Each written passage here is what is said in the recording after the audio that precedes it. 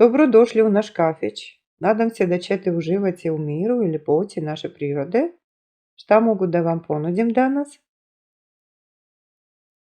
Hvala na dobrodošlici. Čuli smo da imate posebne sendviče.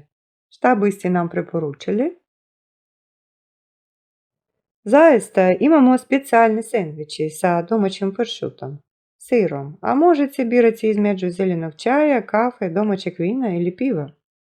Pršut je dimljeno meso koje pravimo ovdje u našem domaćinstvu, a i sir je naš domaći. To zvuči divno.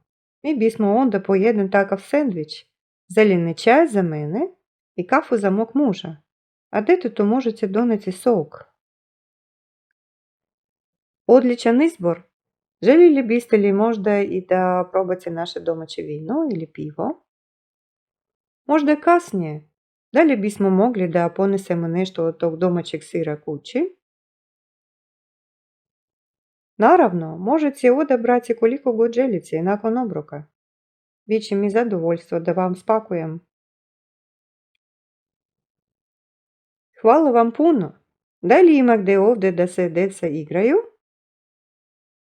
Da, imamo velike igralište pravo ovdje. Vaše dijete može uživati dok vi uživate u pogledu na prelepu prirodu Crne Gore. Jupi, igralište! Uživajte u obroku i vašem boravku kod nas. Ako vam bilo šta drugo zatreba, samo recite.